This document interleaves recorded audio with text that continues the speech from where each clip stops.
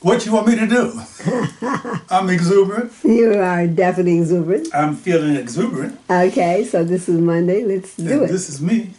Today's Monday. the first day of 2024.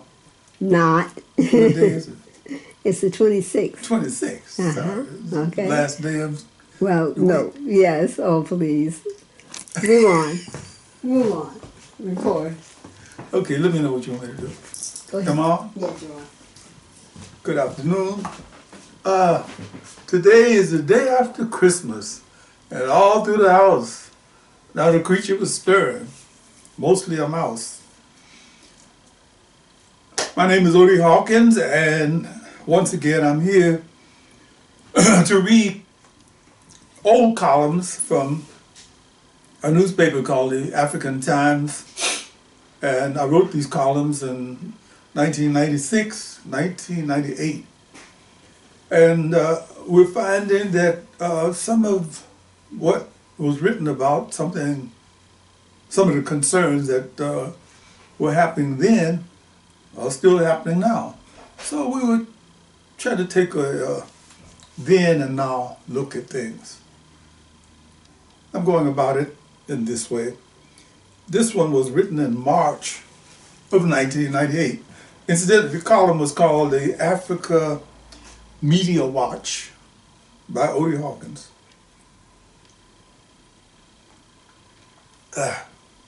Dry throat. It started many years ago when we were first exposed to the innocent cartoons of the day.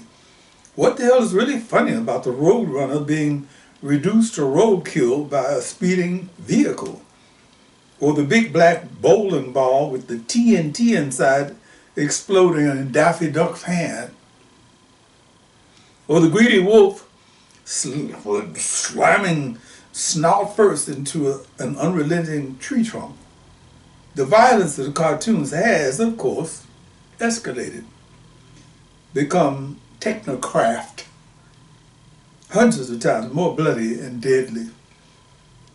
Many of the themes of the cartoons have become the raw material of the bloopers, the funniest videos in the world.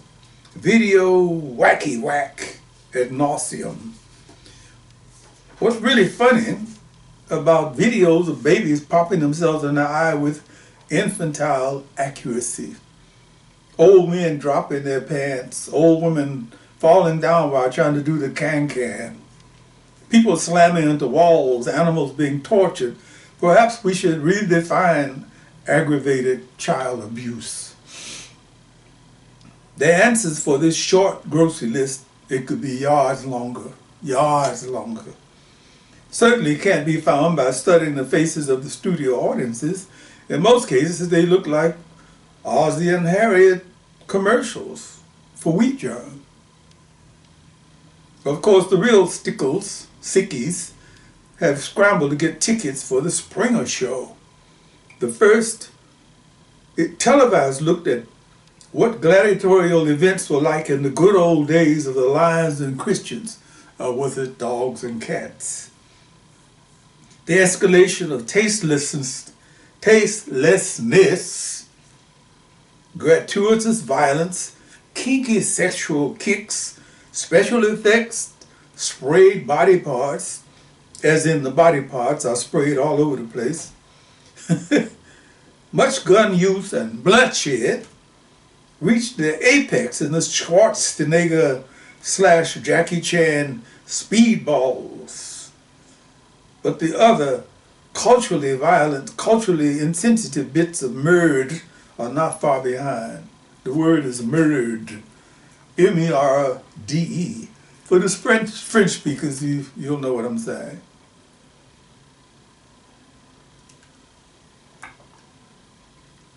Krippendorf's tribe has to head the current list in a category that must be labeled, or maybe it's a genre headed by The Gods Must Be Crazy, Part 1, Part 2, called Cultural Imperialism. A synopsis. Anthropology Professor Krippendorf is called upon to lecture on his discovery. Here we go again.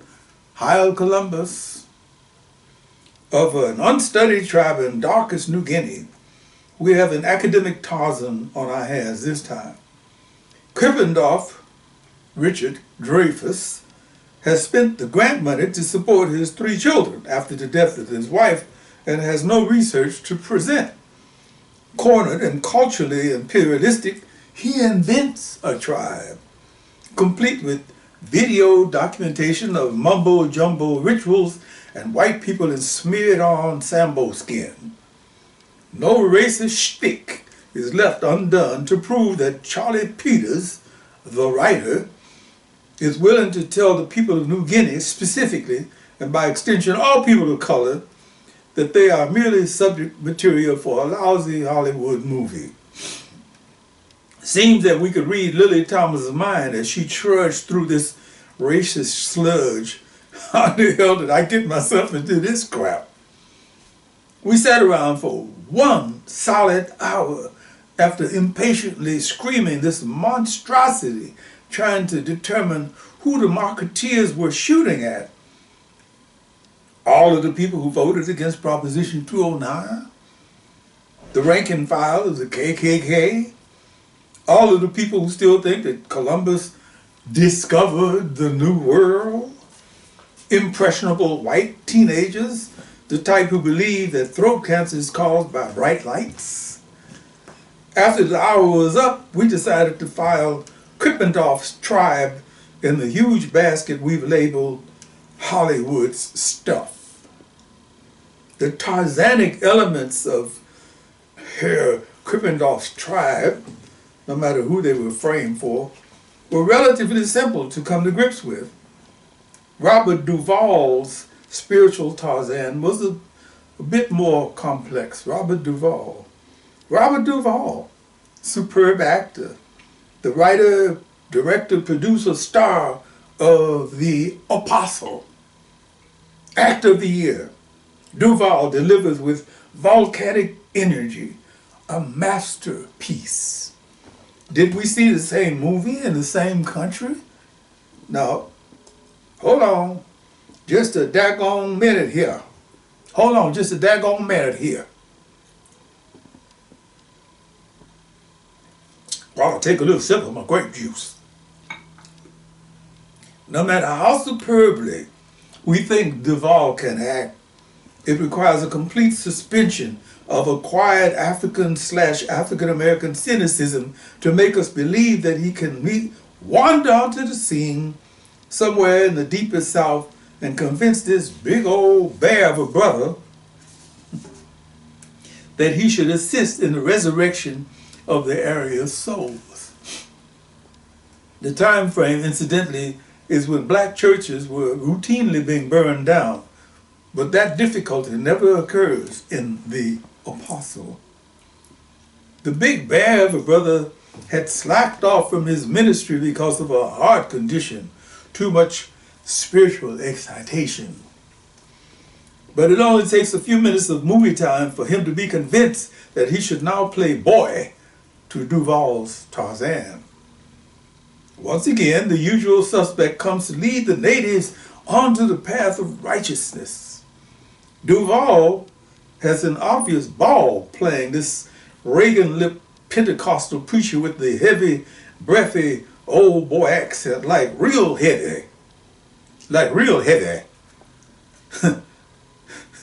He must have seriously studied every blonde-haired Southern evangelist who ever sinned and cried about it on the Jesus channel. I have sinned. Take my glasses. I have sinned. Aside from the featured folks, Farrah Fawcett, formerly of the wingtip flip-out hairdo, as the wayward wife, June Carter Cash as the mother, Johnny Cash's mother? June Carter Cash as the mother, Miranda Richardson as a love interest, and Billy Bob Thornton as Billy Bob. There are a couple of African-American women in the movie who bring something so authentic to the mix that they they, it's amazing they were allowed to be in it. Once again, we sat around punching holes in the script, dissecting the psychology of the Pentecostal guy. I think his sister Shirley nailed it when she said, I knew this man. I grew up in Reverend A.T. Tilley's Sunrise Baptist Church in Crosswords, Mississippi. One of the things he used to say was, I think it's every white man's dream to be black in a white face, especially to be a black preaching man. Get that? I think it's every white man's dream to be black in a white face, especially to be a black preaching man.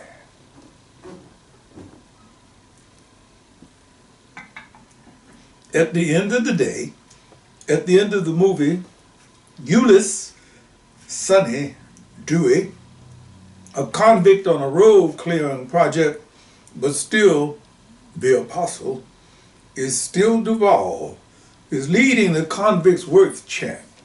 Strange, we never saw a white guy who did that before, not even in Cool Hand Luke. Looked like Duval made his dream come true. I think it's every white man's dream to be black in a white face, especially to be a preaching man. Well, that takes care of that. Okay, quite different for sure.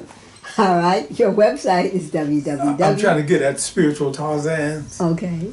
I'm sure Jimmy Swaggart would have preferred to be Reverend, what's the guy's name in Detroit, Reverend Prophet Jones. Okay. I'm sure Swaggart would have preferred to be Father Love. Right.